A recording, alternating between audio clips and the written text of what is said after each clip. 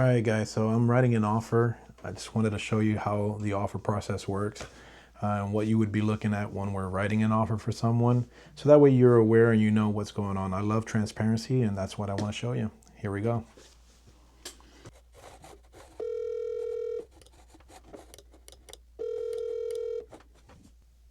¿Aló? Hola. Espérame, ya te paso a mi hija. Okay, Ya okay. llévaselo a tu mamá. Córrele.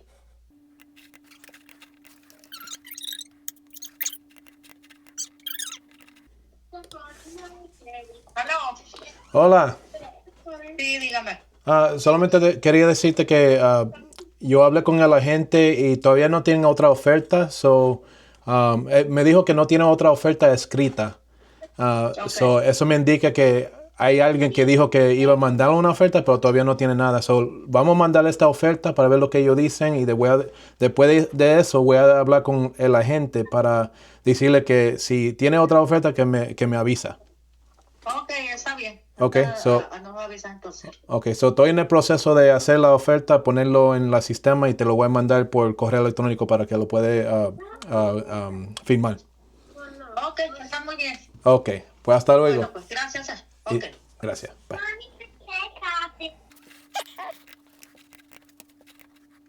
So normally on an FHA, we just do the contract. We do what's called a compensation rider, which just is an agreement between the seller and the two agents on how the compensation is going to be paid. And usually the seller's agent already has that negotiated, but we always want to have that on an agreement just so that way the paper's there. And then a government loan rider, that's just based on the type of program that you're going to be getting to buy a house. And this one's an FHA, so we are going to put that government loan rider just explaining that it's an FHA, and so that way the seller can know what kind of program we are getting. And then after that, the contract, and usually if it's a first time purchase or first time offer, you should already have a buyer's agency agreement whenever before you show the house. So I already have that set, so I don't have to put that in here. But that's something that you would normally see to make sure that that's something that you normally see. So always have a buyer's agency agreement set up if you're the agent, or if you are buying a house and you didn't hear anything about a buyer's agency agreement, you should always have one signed. It just states that you're agreeing that the person that's showing you the house is also going to be the person or the agent that's going to represent you in the whole transaction as well. Make sure you read everything that you sign too, okay? This is what I love about my big screen. I can pull two things at once, sometimes even three. And this helps me not have to just go back and forth because there's some things on the listing that I want to put in here just to make sure that I'm giving my client the most that is offered on this listing. So we need to know what appliances are going to be offered and need to know the information so we can put it on the offer. And it's good if you know how to spell too.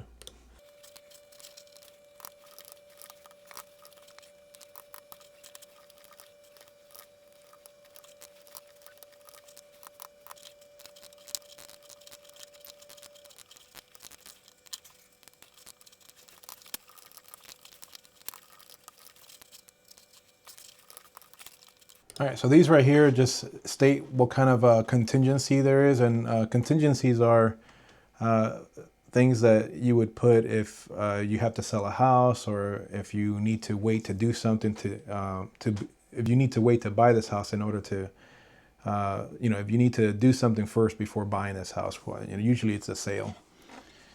This is not contingent. I always put that there's a appraisal contingency unless it's a cash deal. Usually if it's a cash deal, it doesn't need an appraisal. For all the sellers out there, non-contingent means it's a cash deal. Non-conventional means it's FHA, VA, or rural development loan. And then conventional is just a conventional loan, which doesn't have as strict the guidelines. Since it's in the city, I usually put not contingent on a survey. If it's out of the city limits and it has land, I would always, unless it has a survey, I would put that it's contingent on a survey. But it's also dependent on the buyer. All right, now property data. I always put the same amount of days on property data as the inspection. I just coincide them together. And property data is basically, if you find something on the property that you don't like, you have a way to back out. So it's a contingency pretty much. It's a protection that we always put. Inspection, you know what that is. Inspections are if you get an inspector and then the report and you have a bunch of concerns where you don't want to buy the house anymore, you can back out. We want to do that within 15 days. That's our deadlines. These are all deadlines that we're putting in place to make sure that we don't keep going, well, it just protects you from having to, we put 15 days as a deadline.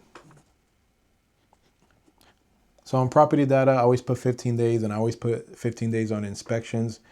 For inspections and property data, what that means is that if you have something that you saw around, on the neighborhood, or if you don't like the crime rate or anything that is alarming to you, you can back out due to property data. Inspections, if you send the inspector and he sends you a report and you feel too alarmed, you have too many concerns and you want to back out, you can back out due to inspections. And I always put 15 days. Some other agents may put different days. And then specialist report, I always put 10 days. Other agents leave it at 5. It just depends on who your agent is. But a specialist report is, let's say the inspector says that you should check out the roof with a professional, or check out plumbing or whatever it is, electrical, but they say check it out, have a professional check it out. If we're going over our 15 days, we would ask for a specialist report, which is an extension. I always put 10 days because that gives us an extra 10 days to send someone out, get a report from them, make sure everything's going good, and then we write out our inspection request on what we want the seller to fix, if there is any.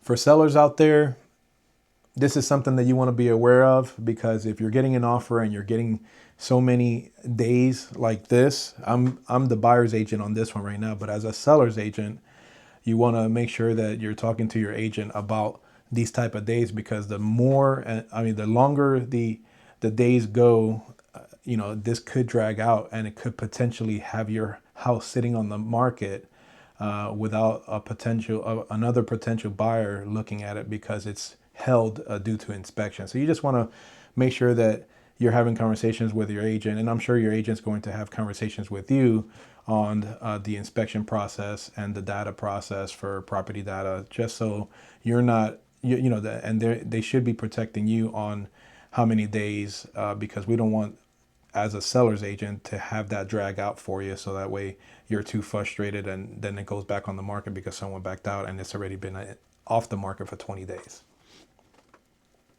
So make sure you talk to your agent about that. On this, I always put that, we understand there's no home warranty because it didn't mention one on the paperwork. But if we go through inspections and you see something that's alarming, but it's not that alarming to where we are asking to get it fixed, sometimes we can ask for a home warranty, and those home warranties will cover you with a deductible, and they usually pay a certain amount, which is a pretty good size amount, depending on the home warranty program that you pick. And that will help you out for at least a year. It usually covers electrical, all the appliances. It covers plumbing, covers a majority of what's most concerning of the house whenever you go through an inspection. And that's something that I would always recommend, whether you buy it or you ask for the seller to buy it, if you feel like there's some concerns, but it's not enough concern to get something fixed.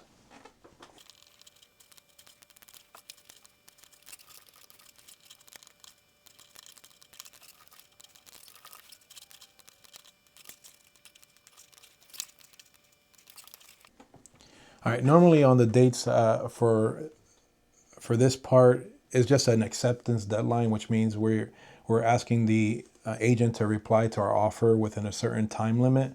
I'm putting tomorrow at 5, that's kind of aggressive. I mean, even more aggressive would be today in the evening. But I'm giving them time to at least look it over since it's the weekend. When a home like this is a new listing, you want to be aggressive on your acceptance deadline, because if you're not, you could the seller agent could be waiting for another offer to come in, and you just want to make sure that you're doing right by your client. So you want to be able to try to get something in and get yours accepted before any other offers can come in. So you don't want to drag it out on getting an acceptance deadline. Plus, most buyers want to hear something pretty quick. They don't want to just wait. And a lot of buyers will also want to look at other homes if they feel like the agent's not responding quickly. So you want to do this to protect your buyer and also try to get a response and not have other agents be able to set up an offer on it.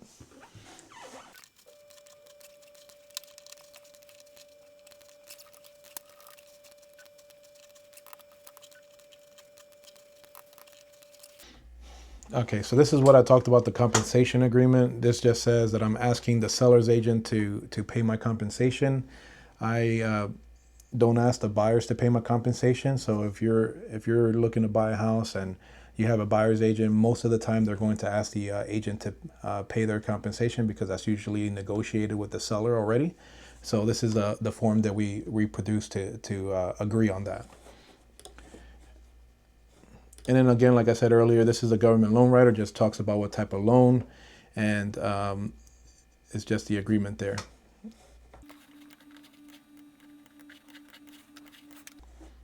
All right, and that's it. Seems like a long time, but it's really that easy.